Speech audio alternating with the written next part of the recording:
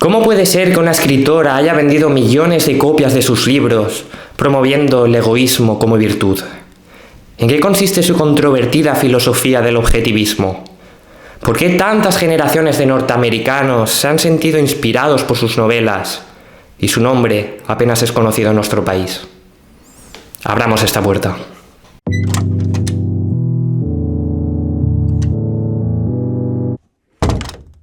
Alisa Zinovyevna Rosenbaum, posteriormente conocida como Ayn Rand, nació en 1905 en San Petersburgo, en el seno de una familia judía de clase media, y desde bien temprano floreció en ella un interés especial por la literatura, llevándola a la firme convicción de querer ser novelista algún día.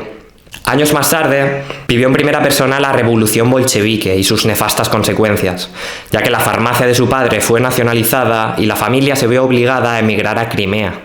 Tras estudiar historia y cinematografía en varias universidades soviéticas, bien pronto se dio cuenta de que sus ideas y sus aspiraciones no tendrían cabida en el sistema establecido, por lo que a través de unos familiares que vivían en Chicago, consiguió un visado para viajar a Estados Unidos, sin intención alguna de volver a Rusia. Una vez allí, Rand hizo un esfuerzo titánico por dominar el inglés y así poder hacerse un hueco como guionista de películas en Hollywood. A la vez, en su tiempo libre, escribió 2 novelas sin mucho éxito inicial, la autobiográfica Los que vivimos y la distópica Hipno. Pero fue en 1943 cuando, después del rechazo de 12 editoriales diferentes, consiguió publicar lo que con el tiempo acabaría convirtiéndose en una de las grandes novelas americanas, El manantial. Para abordar esta obra, realizaremos una breve introducción de los 5 personajes principales, ya que cada uno contribuyen desde diferentes lados a conseguir el objetivo que Ayn Rand siempre tuvo a la hora de escribir: definir cómo debe ser el hombre ideal. Empezando por el héroe de la novela, Howard Roark es un joven arquitecto con un potencial creativo extraordinario. Sin embargo, es expulsado de la universidad por sus diseños irreverentes, que desacatan los principios de la institución, que ensalzan los estilos del pasado, como la arquitectura griega, la gótica o la del Renacimiento, y que se oponen a cualquier brote de innovación. Ante este panorama, Roark sale al mundo laboral con la férrea disposición de ser fiel a su estilo propio, independientemente de quién le siga y quién valore su arte. Tras varias prácticas frustradas en diferentes despachos, los cuales no respetarán la integridad de sus diseños, se embarcará en solitario con su propio estudio. Convencido de que será la contemplación directa de sus primeras construcciones y el boca a boca el que harán toda la publicidad necesaria para conseguir clientes. Y durante la novela, Roark tendrá periodos en los que pasará dificultades económicas, pero antes se irá a trabajar como peón a una cantera de mármol que sacrificar sus ideales estéticos como arquitecto. Por el lado contrario tenemos a Peter Keating, que encarna todo lo que el hombre no debería ser, según Rand. De la misma promoción que Roark, Peter es el estudiante con el mejor expediente, lo cual le permite ser contratado por el despacho más prestigioso de Nueva York. Sin embargo, Peter no tendrá la misma pasión por la arquitectura que tiene Roark, ya que es la carrera que su madre escogió por él, la cual lo utiliza simplemente como un medio para conseguir un fin, en este caso, estatus social. Y para ello, para escalar la pirámide corporativa y por alcanzar la fama mediática, estará dispuesto a pisotear y a machacar a todo aquel que se cruce por su camino. Y claro está, para conseguir éxito en su carrera, copiará e imitará todos aquellos estilos clasicistas que estén de moda en cada momento. Pero además, cada vez que tenga que enfrentarse solo ante un proyecto difícil, flaqueará y recurrirá a Roark para que le eche una mano, convirtiendo la admiración que siente por él en odio durante el transcurso del libro. Otro de los personajes importantes en El manantial es Gail Wynand, el dueño de un conglomerado de periódicos y revistas de gran tirada en el país, que representa al hombre que podría haber alcanzado el ideal, pero que termina desviándose por el camino. Wynand, al igual que Roark, de origen humilde y sin padres, tuvo que labrarse un futuro por sus propios medios, encadenando diversos trabajos barriobajeros, aprendiendo de la calle y siendo autodidacta en muchos campos.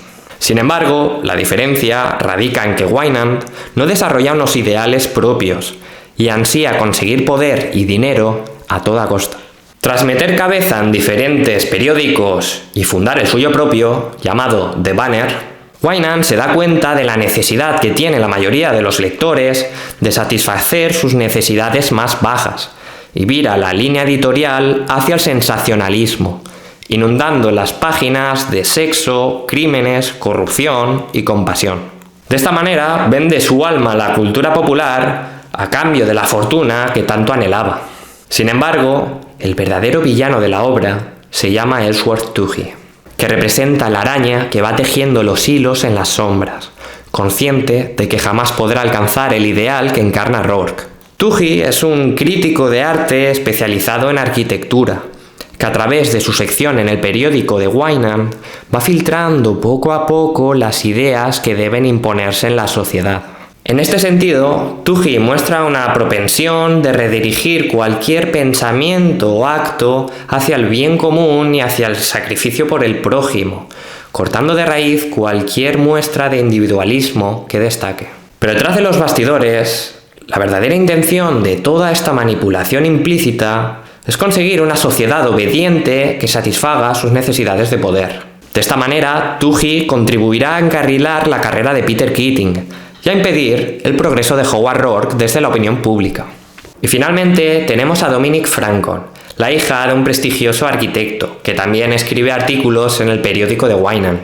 Desde pequeña siempre mostró un espíritu independiente, rebelde según su padre, empezando a ser consciente de la sociedad en la que vive y la mediocridad que la envuelve. Sin embargo, este desprecio será aliviado parcialmente por el descubrimiento de Rourke, embarcándose ambos en una extraña relación amorosa en la que por una parte ella siente admiración por su trabajo y personalidad, pero por otra disfruta poniéndole dificultades a su carrera. Por ejemplo, escribiendo artículos desprestigiando las obras de Rourke, para de esta manera poner a prueba la dureza de este. Sin embargo, la actitud pesimista y nihilista de Dominique le harán perder la esperanza en el éxito del individualismo, por lo que abandonará a Rourke y se casará con otros hombres a los que odia, convirtiéndose en uno de los personajes femeninos más enigmáticos de toda la producción literaria. Con esta novela, Ayn Rand dio las primeras pinceladas de unas ideas que desarrolló posteriormente a gran escala con su magnum opus La rebelión del Atlas y con diversos ensayos que acabaron fructificando en un sistema filosófico propio, al cual llamó objetivismo. Este movimiento abarcó diferentes campos, como la metafísica, la epistemología, la ética, la política e incluso la estética, los cuales desgranaremos a continuación. Metafísica, existencia. La metafísica es la base fundamental sobre la que se cimenta cualquier doctrina filosófica, la cual describe qué hay fuera de nosotros, define qué es la realidad, cuál es su naturaleza o cuál es su origen.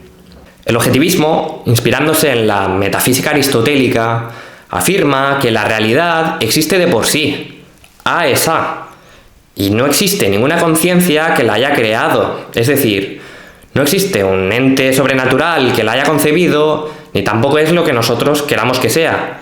La realidad existe objetivamente y es independiente de nuestra conciencia. Por este motivo, se dice que el objetivismo en su esencia es ateísta, niega la existencia de un Dios creador, a la vez que afirma que en la naturaleza impera la ley de causa y efecto, y que los humanos estamos sujetos a este determinismo. Sin embargo, el objetivismo también defiende la voluntad humana y su integración en la realidad, siendo capaz de generar causas que desencadenen en una serie de consecuencias. De hecho, en la propia novela, en un momento de tranquilidad y reflexión en el campo, ante la pregunta de cuál es el sentido de la vida, Howard Rourke se levanta, arranca la rama de un árbol, la doblega y dice: ahora puedo hacer lo que quiera de ella, un arco, una lanza, un bastón, una barandilla. Ese es el sentido de la vida, los materiales que la tierra te ofrece y qué puedes hacer con estos. Y una vez asentada la realidad, pasemos al ser humano. Epistemología, razón. La epistemología analiza de qué manera las personas obtenemos conocimiento y sobre qué objetos podemos adquirirlos. A diferencia del misticismo religioso, que defiende que podemos obtener conocimiento directo a través de la contemplación pasiva en un proceso de revelación o iluminación, el objetivismo afirma que el único medio para obtener conocimiento es la razón, absorbiendo previamente información sobre la realidad a través de los sentidos y procesándola a través de la lógica mental. De esta manera rechaza, por ejemplo, los sentimientos como fuente de conocimiento, aunque no nos priva de su disfrute o sufrimiento. De hecho, lo considera los sentimientos una vía válida para experimentar el mundo, pero en ningún caso pueden considerarse fuente, origen de conocimiento. Una clara apología a esta racionalidad la encontramos al final de la novela, en la cual Rourke, en su memorable discurso de defensa ante el tribunal, dice, entre otras cosas, lo siguiente: el hombre solo puede sobrevivir utilizando la razón. Viene al mundo indefenso, su mente es su única arma. Los animales consiguen comida utilizando la fuerza. El hombre no tiene garras, ni colmillos, ni cuernos. Necesita plantar su comida o cazarla. Para plantar, necesita pensar. Para cazar, necesita armas y para fabricarlas, necesita pensar. Desde la necesidad más básica hasta la abstracción religiosa más elevada, desde la rueda hasta el rascacielos, todo lo que somos y todo lo que tenemos proviene del atributo exclusivo del hombre, la razón. Y tras asentar los dos pilares fundamentales de esta filosofía, que la realidad existe y que podemos interactuar con ella a través de la razón, podemos pasar al terreno de la ética. Ética, egoísmo. La ética intenta dar respuesta a cuáles deben ser las virtudes, cuáles deben ser los valores morales que rijan el comportamiento humano en sociedad.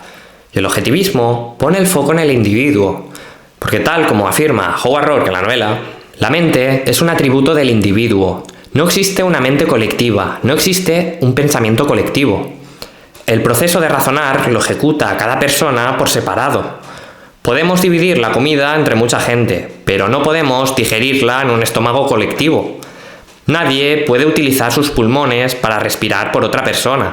Nadie puede utilizar su mente para pensar por otra persona. Todas las funciones del cuerpo y el alma son privadas. No pueden ser compartidas ni transferidas.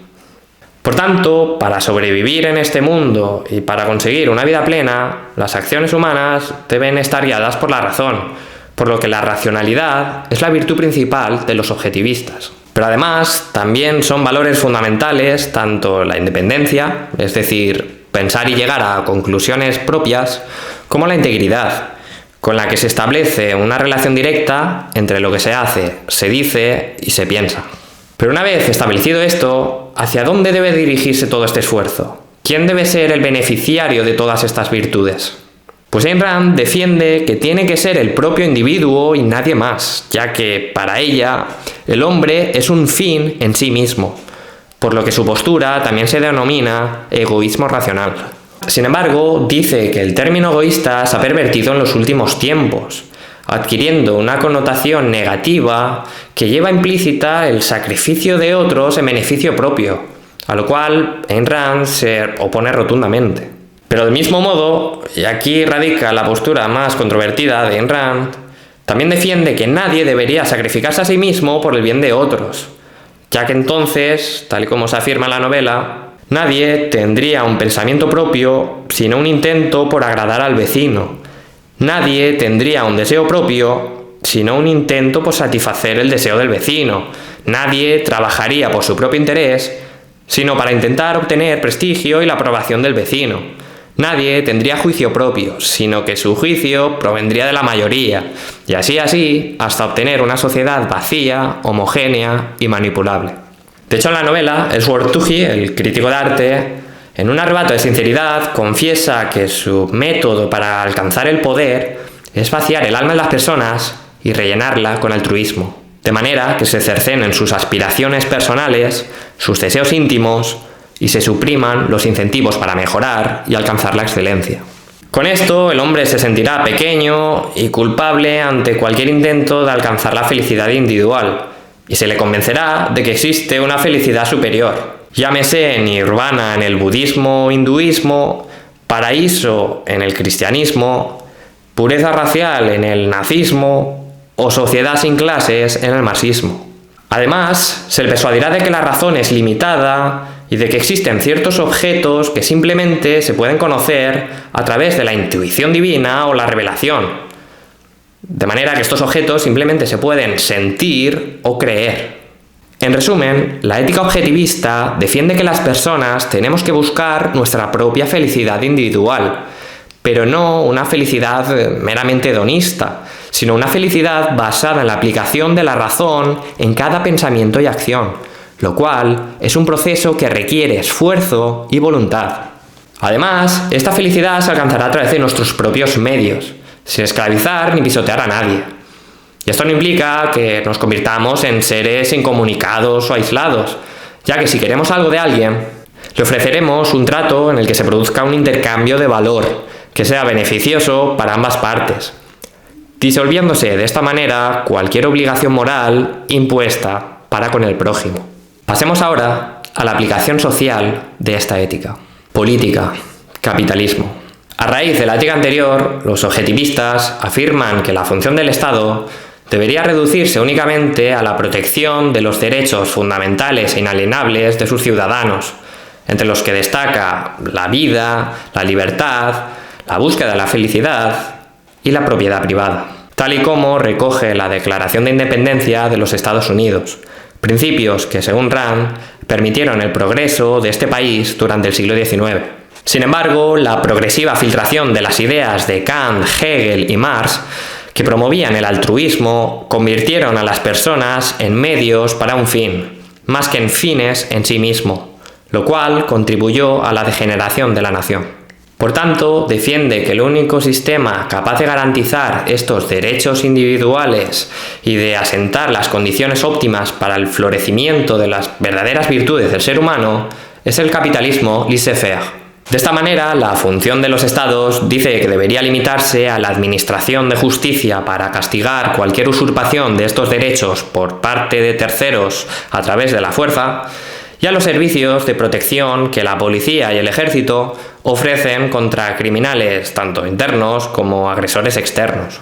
Y por ende, el Estado, dice Rand, no debería ofrecer nada a sus ciudadanos, ni estado de bienestar, ni educación, ni sanidad pública, ni favores a ningún grupo social, tal y como ofrecen las constituciones ideológicas de nuestros estados socialdemócratas, ya que para ello se debe esquilmar coercitivamente a un sector de la población en contra de su voluntad. Y aquí podemos percibir claramente las similitudes que existen entre el liberalismo y el objetivismo a nivel político. Y en último lugar, de la ética objetivista que hemos comentado anteriormente, también se deriva una estética particular, que comentaremos en la siguiente sección. Estética, valores. Ayn Rand afirmaba que el arte superior, el mejor arte, debería reflejar el mundo conforme puede y debe ser. Conforme puede, porque jamás debería despegarse de la realidad, con representaciones fantásticas o estrafalarias que jamás pudieran acontecer en la práctica, como muchos movimientos modernos propusieron en los últimos siglos, como por ejemplo el surrealismo o el cubismo.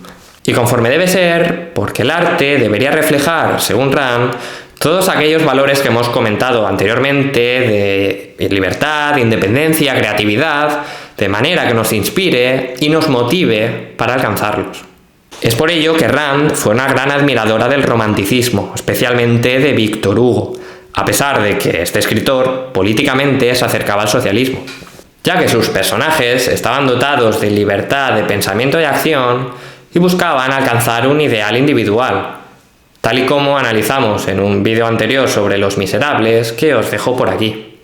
En contraposición, Rand detestaba el movimiento del naturalismo o el realismo, ya que si bien estos describían objetivamente la realidad, anclaban a sus personajes a una época y a un contexto social concreto, negándoles la posibilidad de romper sus ataduras a través del libre albedrío. Y en El Manantial hay un ejemplo muy claro de la inspiración que debería producir el arte.